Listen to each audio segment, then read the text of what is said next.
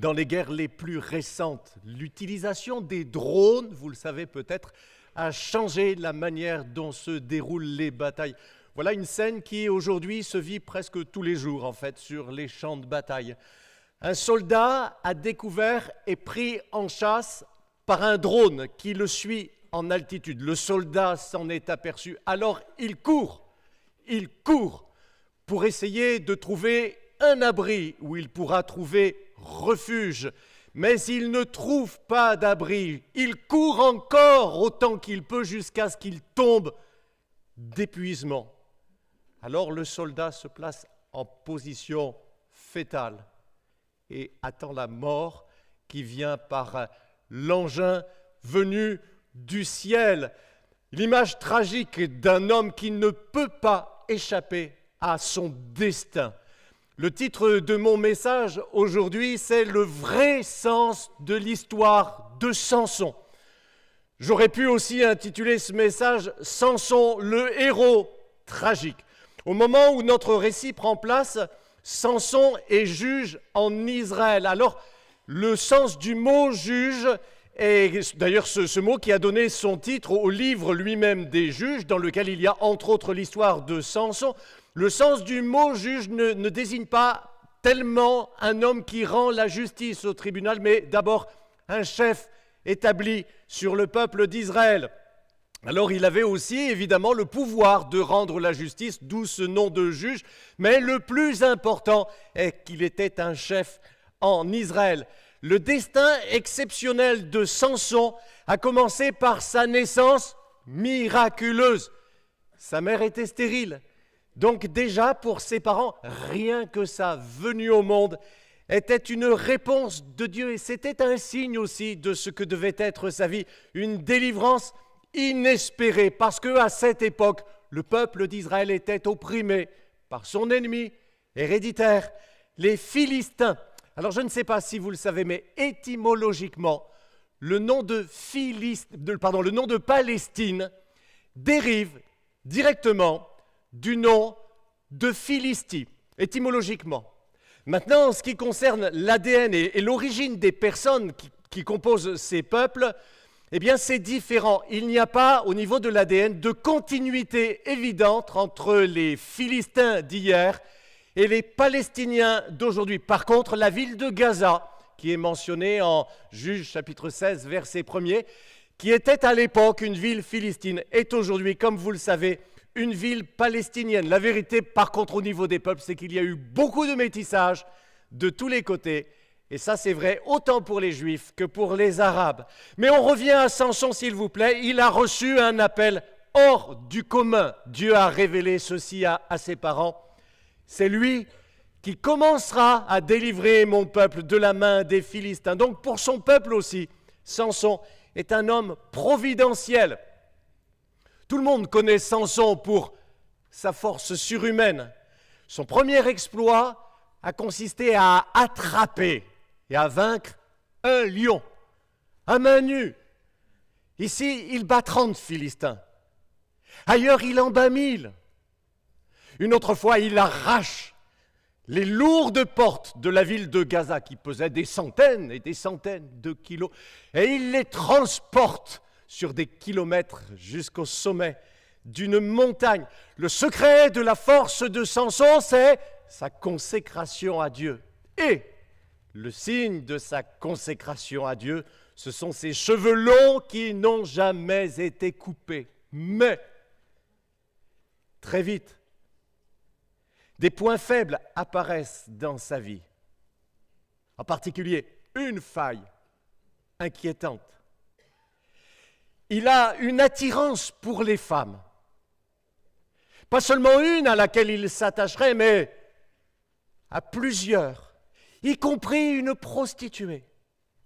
Et Samson a particulièrement un faible pour les femmes philistines.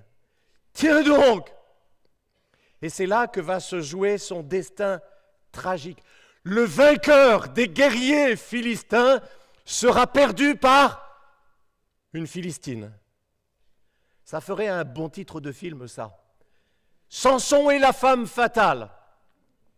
Alors si quelqu'un au milieu de nous avait des sentiments pour une jeune femme ou une jeune femme pour un jeune homme, ne cherchez pas dans ce message la réponse à la question est-ce que c'est lui ou est-ce que c'est elle? Vous allez voir, on va parler d'autre chose. Tiens, à propos de titre, quand j'étais gamin, il y avait un dessin animé à la télévision, ça s'appelait Samson et Goliath.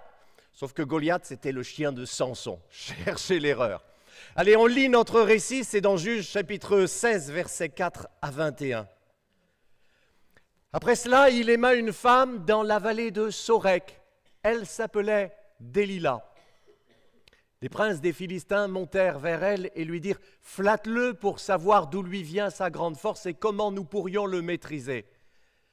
Nous l'attacherons pour le dompter et nous te donnerons chacun 1100 pièces d'argent. » Délila dit à Samson « Dis-moi donc d'où vient ta grande force et avec quoi il faudrait t'attacher pour te dompter. » Samson lui répondit, « Si on m'attachait avec 7 cordes fraîches qui ne soient pas encore sèches, je deviendrais faible et je serais pareil à un autre homme. » Les princes des Philistins apportèrent à Délila 7 cordes fraîches qui n'étaient pas encore sèches.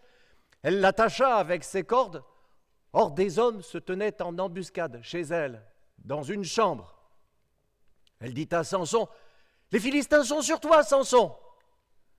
Il cassa les cordes aussi facilement qu'un cordon de chanvre rongé par le feu, et l'on ne sut pas d'où venait sa force. Délila dit à Samson, « Tu t'es moqué de moi, tu m'as dit des mensonges.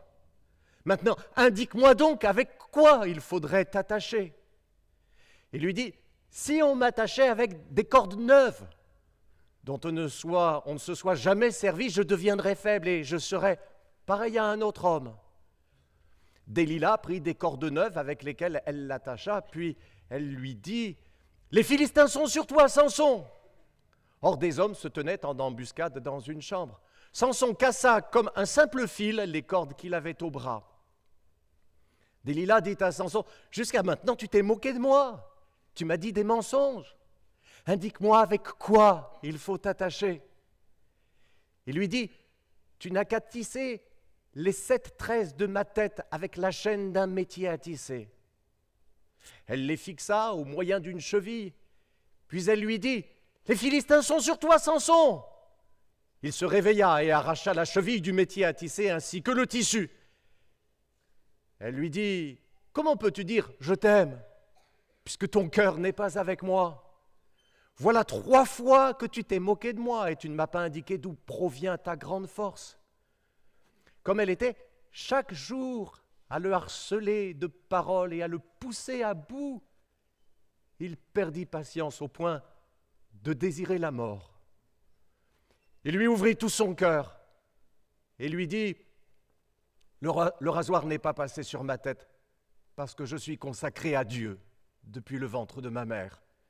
Si j'étais rasé, ma force m'abandonnerait, je deviendrais faible et je serais pareil à tout autre homme. » Voyant qu'il lui avait ouvert tout son cœur, Délila envoya appeler les princes des Philistins et leur fit dire, « Montez cette fois-ci, car il m'a ouvert tout son cœur. » Les princes des Philistins montèrent vers elle et apportèrent l'argent. Elle endormit Samson sur ses genoux. Puis, ayant appelé un homme, elle lui fit raser les 7 tresses de la tête de Samson et commença ainsi à le dompter. Il perdit sa force. Elle dit alors, « Les Philistins sont sur toi, Samson !» Il se réveilla et dit, « Je m'en tirerai comme les autres fois, je me dégagerai. » Il ne savait pas que l'Éternel s'était retiré de lui. Les Philistins s'emparèrent de lui et lui crevèrent les yeux. Ils le firent descendre à Gaza et l'attachèrent avec des chaînes en bronze. Il dut tourner la meule pour le blé dans la prison. Je vous donne tout de suite la clé. Samson n'a pas été vaincu par les Philistins. Il a été vaincu par son péché. Après ses premières victoires, Samson mène maintenant depuis 20 ans déjà la vie tranquille de dirigeant du peuple. En fait, maintenant, ce sont surtout ces nuits avec Délila qui sont bien chargées plutôt que ces journées de chef et de juge. Alors si on résume les faits, Samson se laisse attacher à plusieurs reprises par sa compagne, mais tant qu'il n'a pas livré le secret de sa force, il peut encore à chaque fois battre les Philistins. Je dis à chaque fois parce que oui, à chaque fois, des ennemis apparaissent, profitant de ce qu'il est lié pour le tuer. Moi, je ne sais pas, je me suis demandé si Samson et Delilah ne jouaient pas ici ensemble à un jeu érotique avec ces cordes qui seraient un peu comme des menottes de chambre. En tout cas, il nous est dit que les ennemis se tenaient en embuscade dans une chambre. Quel symbole, mes amis! La vérité ici, c'est que Samson se lie lui-même spirituellement, quand bien même il n'est pas encore irrémédiablement lié physiquement. Aveuglé par ses passions, par ses fantasmes, Samson ne voit pas que Delilah est en train de le perdre. Il ne voit pas parce que, en fait, il ne veut pas voir. Pourtant, ça crève les yeux, n'est-ce pas? Elle est dans le coup. C'est gros comme une maison, mais il n'y a que ce naïf de Samson pour accepter à chaque fois de rejouer ce jeu sinistre. Les Philistins sont sur toi, Samson. Hypocrite. Le double jeu de Delilah, la traîtresse. Seulement voilà, notre récit commence avec ces mots « Samson aima une femme ». Et cette femme, c'était Delilah. Et vous savez quoi, cette expression « Samson aima une femme » n'est pas ici mise au hasard parce que ça n'est pas dit pour les autres femmes que Samson a eu. Non, c'est juste pour Delilah. On dit que l'amour rend aveugle. Eh bien, pour Samson, c'était on ne peut plus vrai.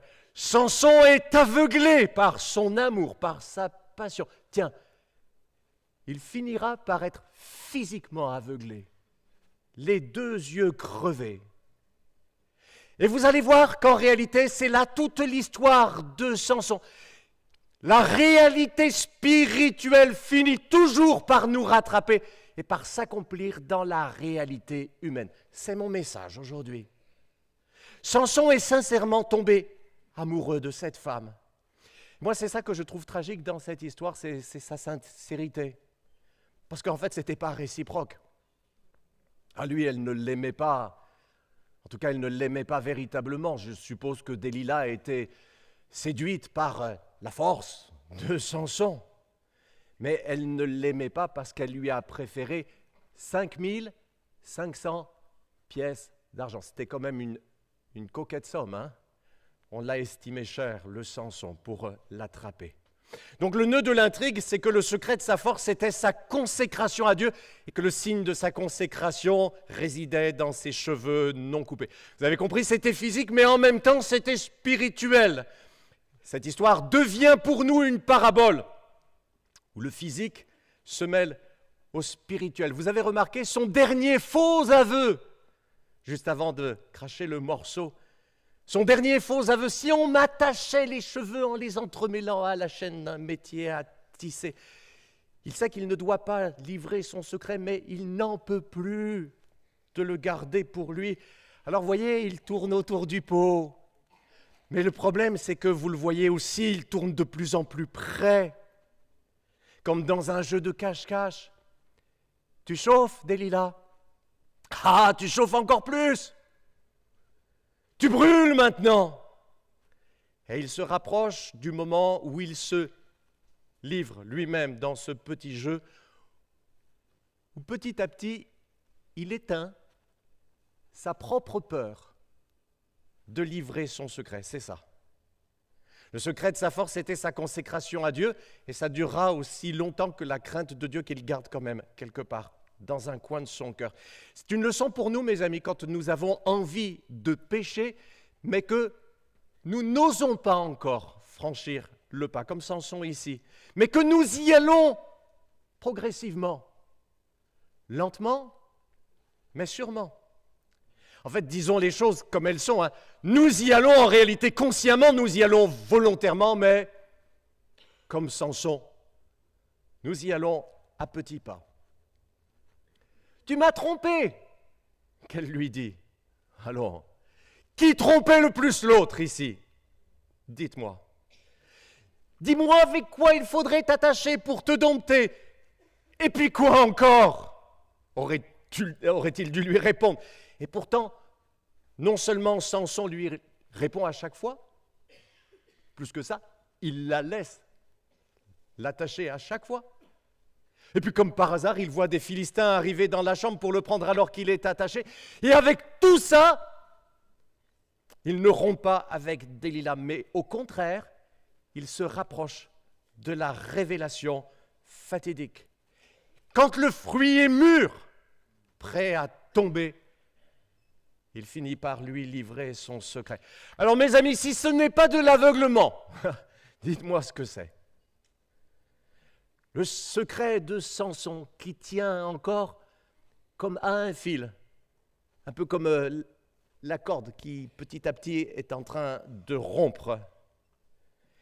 Mais Dieu était avec Samson. Et franchement, moi, c'est l'une des choses que je trouve les plus étonnantes dans l'histoire, vu la manière dont cet homme joue avec le feu. Mes amis, vous savez pourquoi cette histoire est dans la Bible, dans la parole de Dieu? Cette histoire est dans la parole de Dieu pour nous enseigner, vous et moi, sur la patience et la grâce de Dieu à notre égard. Moi, je vous avoue que la patience de Dieu ici me dépasse. Mais quand je réfléchis bien, je réalise que la patience de Dieu, j'en bénéficie moi aussi. Alors je loue Dieu. Mes amis, si malgré vos mauvais choix, vous ressentez encore la présence de Dieu, ce n'est pas parce qu'il vous approuve dans vos mauvais choix jusqu'à aujourd'hui. Ce n'est pas non plus parce que ce n'est pas si grave. Combien de fois j'ai entendu des chrétiens qui étaient en train de se planter magistralement me dire « Mais j'ai la paix de Dieu !» Et alors, ça prouve rien du tout. C'est juste qu'il patiente envers vous. Il est encore avec vous comme il était avec Samson. En fait, il vous donne du temps pour vous repentir comme il le faisait avec Samson. Et chaque fois que Samson voyait que malgré son péché, Dieu lui donnait encore sa force, Dieu lui était encore avec lui, c'était un appel pour qu'il se repente, oui ou non? Bien sûr. La patience de Dieu te pousse à te repentir, dit la Bible. Mais si tu refuses, alors tu amasses pour toi un trésor de colère pour le jour du jugement. Alors malheureusement, Samson n'a pas su saisir toutes ces chances qui lui ont été données, mais vous allez le faire, n'est-ce pas? Dites-moi que vous allez le faire et sauvez votre vie, votre destinée. En fait, tout cela est symbolique. Le secret de Samson, le secret de sa force, c'est le même que le nôtre. C'est son alliance avec Dieu. Et quand nous rompons notre alliance avec Dieu, vous savez quoi? C'est comme Samson. Nous donnons à Satan l'épée, la seule avec laquelle il pourra nous porter le coup de grâce. Cette histoire est une parabole tellement forte, tellement claire pour vous et moi. En tant que chrétiens, vous savez mes amis, Satan ne peut pas plus nous vaincre que les Philistins ne pouvaient vaincre Samson, c'est pas possible. Jésus a dit, mes brebis, je leur donne la vie éternelle et personne ne pourra les arracher de ma main. Personne. Personne, mais vous savez quoi? Nous pouvons toujours volontairement sortir tout seuls de la main de Jésus-Christ. Pourquoi? Parce que nous restons libres, terriblement libres en fait. Satan ne peut pas nous vaincre, sauf si nous lui en donnons le pouvoir, en lui ouvrant une porte dans notre cœur, exactement de la même manière que Samson a ouvert son cœur à Delilah. Ne laissez aucune place au diable, dit la Bible. Sachez bien qu'en tant que chrétien, Satan ne pourra jamais vous dominer, sauf si vous lui en donnez le droit. Alors, vous avez compris? Nous sommes tous des Samsons. Et du coup, nous avons tous aussi notre Delilah. Ce n'est pas forcément une femme, c'est notre combat avec le péché. Voilà le dénouement de la scène. Delilah ne lâche rien. Elle le travaille au corps. Elle pleurniche jour après jour.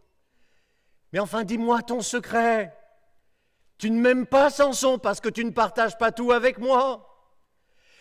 Il nous est dit qu'elle le poussa à bout au point qu'il désira la mort. Vous savez, ce n'est pas écrit par hasard, ça. Je crois qu'il y a eu un peu de ça chez Samson, comme une forme de suicide. Parce qu'il n'arrivait plus à choisir entre Dieu ou le péché qu'il ne voulait pas choisir. Et qu'à cause de ça, la vie lui devenait insupportable. Alors il a fini par lâcher le morceau. Non, en fait, le secret de ma force, c'est ma consécration à Dieu. Et si on coupait les cheveux de ma tête, je serais comme n'importe quel autre homme. Non, tu le lui as dit. C'était ton secret avec Dieu, Samson. C'était sacré. Jamais Delilah n'aurait dû entendre ces mots-là. Mais elle, cette fois, elle ne s'y trompe pas. Elle sait qu'elle a vidé son sac. Je laisse l'Écriture parler d'elle-même maintenant. Elle l'endormit sur ses genoux. On rasa sa chevelure. Elle commença ainsi à le dompter. Il perdit sa force. Je m'en tirerai comme les autres fois. Il ne savait pas que l'Éternel s'était retiré de lui. Les Philistins s'emparèrent de lui et lui crevèrent les yeux. Ah, j'ai envie d'aller pleurer dans mon coin, tiens. Le héros est tombé entre les mains de ses ennemis. Samson, l'homme invincible, est désormais aveugle, lié et vaincu. Mais vous avez compris, n'est-ce pas? Je vous le redis encore. Ce qui lui arrive maintenant dans la réalité physique, c'était la réalité spirituelle qu'il avait déjà acceptée et qu'il a rattrapée. Parce que dans la réalité spirituelle, ça faisait belle lurette qu'il était déjà aveuglé, oui ou non? Lié et vaincu par le péché. Sauf que Dieu patientait encore et encore. Alors vous, mes amis, où est-ce que vous en êtes de votre réalité spirituelle, votre relation avec Dieu? Où est-ce que vous en êtes de votre alliance avec Dieu? Il n'y a rien qui compte plus que ça. Oh, si vous entendez sa voix aujourd'hui, n'endurcissez pas votre cœur, ne faites pas la sourde oreille. Mais je ne vais pas terminer sur une note négative, non? Parce qu'il y a une suite et que Samson est revenu à Dieu. Cependant, les cheveux de Samson recommençaient à pousser depuis le moment où il avait été rasé. Or, les princes des Philistins se rassemblèrent pour offrir un grand sacrifice à Dagon, leur dieu, et pour se réjouir. Dans leur joie, ils dirent qu'on appelle Samson et qu'il nous amuse. On fit sortir Samson de la prison et il joua devant eux. Lorsqu'on le plaça entre les colonnes, Samson dit au jeune homme qui le tenait par la main, « Laisse-moi toucher les colonnes sur lesquelles repose la maison et m'appuyer contre elles. » La maison était remplie d'hommes et de femmes, tous les princes des Philistins étaient là. Et il y avait sur le toit environ 3000 personnes, hommes et femmes, qui regardaient Samson jouer. Alors Samson fit appel à l'Éternel en disant, « Seigneur éternel, souviens-toi de moi, je t'en prie. Ô Dieu, donne-moi de la force, cette fois seulement, et que d'un seul coup, je tire vengeance des Philistins pour mes 2 yeux. » Puis il attrapa les 2 colonnes du milieu sur lesquelles reposait la maison et s'appuya contre elles. L'une était à sa droite et l'autre à sa gauche. Samson dit, « Que je meure avec les Philistins !» Il se pencha de toutes ses forces et la maison tomba sur les princes et sur tout le monde qui s'y trouvait. Ceux qu'il tua à sa mort furent plus nombreux que ceux qui l'avaient tué pendant sa vie. Et voilà toujours le même fil conducteur de l'histoire. C'est que la machine spirituelle est toujours en marche. Cette fois-ci, elle est en marche dans l'autre sens, exactement dans l'autre sens. Mais c'est toujours la machine spirituelle qui compte et c'est elle qui finit toujours par l'emporter. Parce qu'avant ça, dans la réalité humaine, Samson était fort, n'est-ce pas ? Sauf que dans la réalité spirituelle, il était faible. Et la réalité spirituelle l'a rattrapé. Mais maintenant, c'est l'inverse, exactement l'inverse, qui se produit dans l'apparence, dans la réalité humaine. Il est faible et humilié. Il est devenu un clown chez les Philistins. Sauf que, il se reconnecte à Dieu. Enfin, il fait appel à Dieu. Enfin, il l'invoque à nouveau. Et pour cette raison, il est déjà en train de redevenir le héros de Dieu. Vous avez compris, hein, ici comme ailleurs, les cheveux ne sont au bout du compte qu'un symbole de ce qui se passe dans son esprit et dans son cœur. Quand il nous est dit que sa force était dans ses cheveux et que les cheveux recommençaient à pousser, c'est aussi un symbole. Ça nous parle de son cœur. Humainement parlant, Samson est enchaîné et faible, n'est-ce pas ? Mais spirituellement, il redevient libre et fort. Et du coup, pour ses ennemis, il est redevenu la menace terrible qu'ils ne voient même pas arriver sur eux. Les rôles et le sens de l'histoire se sont exactement renversés. Nous, les chrétiens, nous sommes tous des Samsons. La Bible dit que quand nous sommes faibles, mais que nous courons dans les bras de Dieu, c'est alors que nous sommes forts. Est-ce qu'il y a quelqu'un au milieu de nous qui pleure de son état spirituel maintenant, qui pleure de ne pas être ce qu'il doit être, ce qu'elle doit être devant Dieu? Est-ce qu'il y a quelqu'un qui se repent maintenant, comme aurait dû faire Samson plus tôt dans sa vie? Alors je parle à cet homme, à cette femme qui est comme ce Samson humilié, mais dont déjà les cheveux recommencent à pousser. Soumettez-vous donc à Dieu, mais résistez au diable et il fuira loin de vous. Approchez-vous de Dieu et il s'approchera de vous. Nettoyez vos mains, pécheurs. Purifiez votre cœur, hommes partagés. Ayez conscience de votre misère. Soyez dans le deuil et dans les larmes. Que votre rire se change en deuil et votre joie en tristesse. Humiliez-vous devant le Seigneur et il vous élèvera. Est-ce qu'il y a parmi ceux qui m'écoutent un chrétien qui ne prie plus? Allez, depuis combien de temps tu ne pries plus? Alors tu es comme Samson avant sa chute, au pire moment de sa vie. Mais dites-moi encore, y a-t-il ce matin, ou parmi ceux qui m'entendent, quelqu'un qui se remet à prier aujourd'hui? Ou au moins, parce que des fois, vous savez, ça arrive, ça. Parce qu'il n'arrive plus à prier, il demande de l'aide, il demande qu'on prie pour lui, pour que lui puisse reprier à nouveau. Alors je suis heureux de reparler maintenant à cet homme, à cette femme, qui est comme ce Samson humilié, mais dont les cheveux repoussent. Parce que déjà, même si tu ne t'en rends pas compte, tu es redevenu fort devant Dieu. Déjà, parce que tu pries, tu es à nouveau une menace pour ton adversaire, le diable. Et vous savez quoi, à la fin de mon message, je la consacre au héros, entre tous les héros. C'est pas Samson. Non. En faisant le sacrifice de sa vie pour anéantir ses ennemis, Samson est devenu une préfiguration du Christ dans son sacrifice à la croix. Et ça, en fait, c'est le plus beau, c'est le plus grand de tous les sens de l'histoire de Samson. Car comme Samson, Jésus-Christ est né d'une manière miraculeuse, de la même manière après l'annonce d'un ange.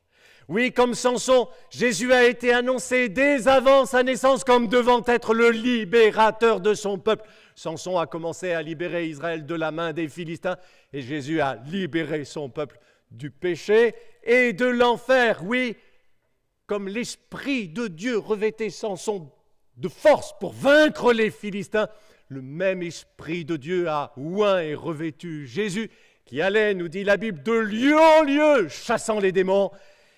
et délivrant tous ceux qui étaient sous l'emprise du diable et guérissant les malades. Oui,